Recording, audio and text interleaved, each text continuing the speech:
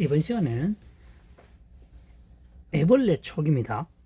애벌레 촉 한자어가 포함되어 있는 모양 한자어에 대해서 가장 쉽게 학습할 수 있는 방법을 설명해 보도록 하겠습니다. 애벌레 촉입니다.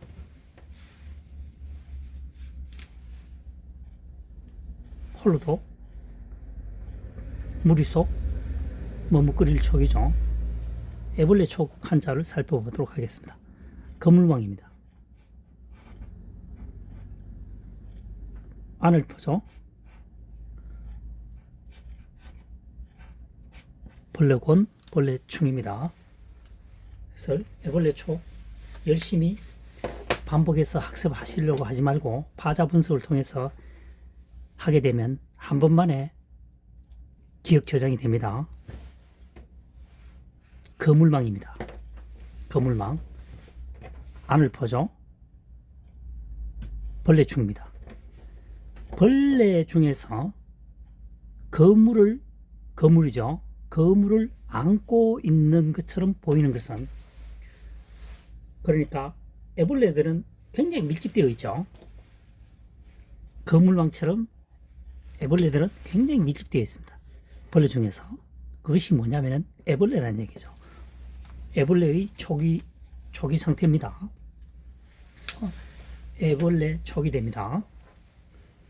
다시 한번 설명해 보면, 벌레 중에서 거물망을 안고 있는 것처럼 초기 상태에 나타나는 것은 애벌레이다.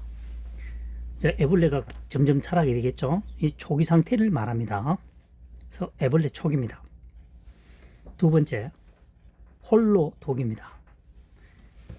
개사슴녹변이죠. 개견이라고도 합니다. 이 개견, 개사슴녹변입니다. 개사슴녹변, 변이라고 하는 것은 좌측에 사용되는 한자를 말하죠. 그래서 개사슴과 애벌레는 홀로 지낸다는 거죠.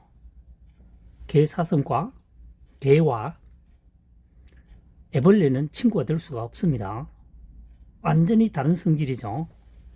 해서 홀로 독이 되겠습니다.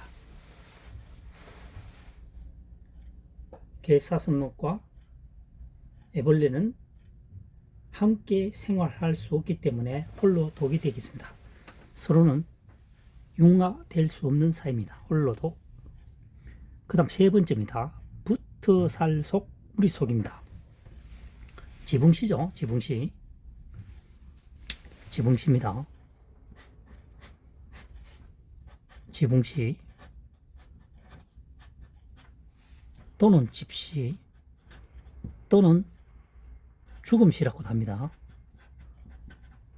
여기서는 지붕입니다. 집 위에 뚜껑 지붕시로 사용되었습니다. 지붕 아래에 뭐가 있습니까? 물이 있습니다. 물. 지붕 안에 물이 있죠. 그 지붕에서 새서 물이 붙어 있는 겁니다. 지붕에 누수 현상이 일어나서 물이 있습니다. 지금 그 밑에 뭐가 있냐? 애벌레가 있다는 거죠.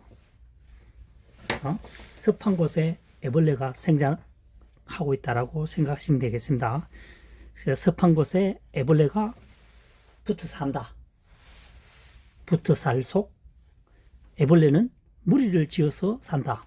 초기 상태죠. 여기도 붙어 살 속이 되겠습니다. 무리를 지은다. 무리 속.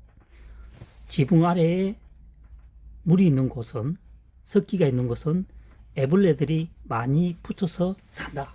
무리를 형성해서 산다. 그래서 붙어 살 속, 무리 속 되겠습니다. 네 번째, 머뭇거릴 촉입니다. 발족이죠. 발족. 애벌레 촉입니다. 애벌레가 발을 들고 있다는 거죠. 발을. 쉽게 설명하기 위해서 발이 두 개라고 가정하고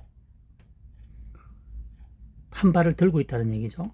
같이 움직이려면 좌우 움직여야 되는데 발 하나를 들고 있다는 거죠. 현재는 동적인 상태가 아니고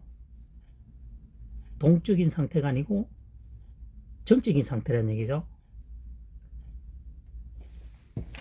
머뭇거리고 있다는 얘기죠.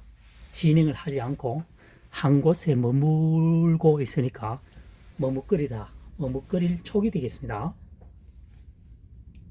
다시 한번 설명해 보도록 하겠습니다. 1번 애벌레 촉입니다. 그물망이죠. 그물망, 아늘포, 벌레곤 또는 벌레충이죠. 벌레가 안고 있습니다. 뭘 안고 있느냐? 그물망처럼 안고 있는 상태는 애벌레라는 얘기죠.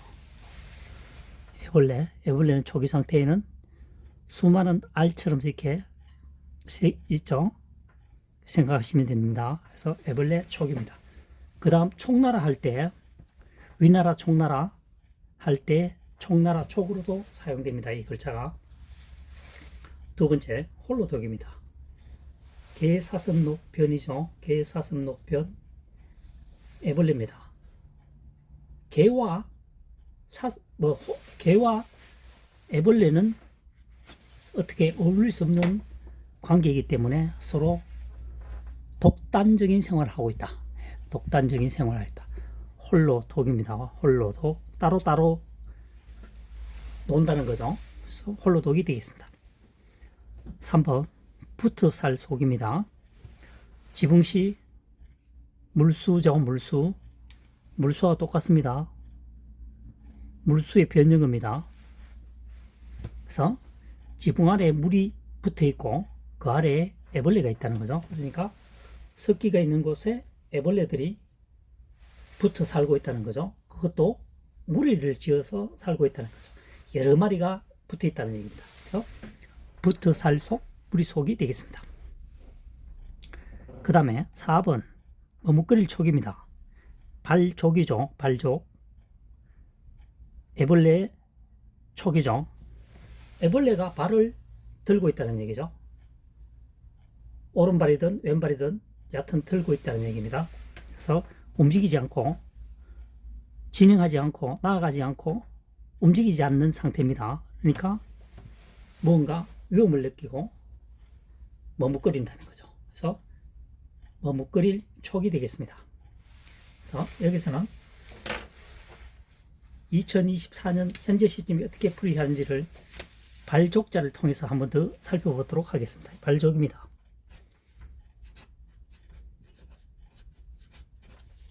입구, 알일복, 그 다음 뭡니까? 뭐야 이거? 사람인이죠? 사람인입니다. 사람인.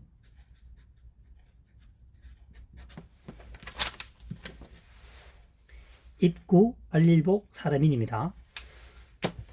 사람이 입으로 알리기 위해서는 발을 이용한다는 거죠. 발족자입니다. 사람이 알리려고 한다면 입으로 말을 해야 되는데 전달하기 위해서는 발을 이용한다는 겁니다. 과거에는 휴대폰이든 자동차든 자전거든 아무것도 없었습니다. 주요 교통수단 1호가 걷는 겁니다. 걷거나 뛰거나 여하튼 발을 이용했습니다. 두 번째 등장한 것이 이제 말이겠죠. 동물 중에 말이죠. 그래서 한자어를 만들 당시에는 말을 가축화 되지 않았다라고 생각하시면 되겠습니다. 그래서 사람이 알리려고 하면 입을 통해서 알려야 되는데 제1번 교통수단이 발이라는 거죠. 발. 그래서 발족자가 되겠습니다. 지금까지 설명하는 방식이 2024년 현재 시점에서 바라보는 파자 분석법을 통한 한자 학습법이 되겠습니다. 추상적인 설명은 우선은 그럴듯해 보이지만 시간이 지나면 겨울에 눈 녹듯이 사라집니다. 설명만 생각이 나고 한자어가 한자어를 쓸 수가 없습니다. 그래서 가장 좋은 학습 방법은 주어진 한자만을 가지고 최대한 활용하는 것이 가장 이상적인 학습 방법이라고 생각하고 있습니다. 한자사랑이 설명하고 있는 강의 내용이 도움이 되셨다면 구독, 좋아요, 응원해 주시면 대단히 감사하겠습니다. 다음 시간에 또 뵙도록 하겠습니다.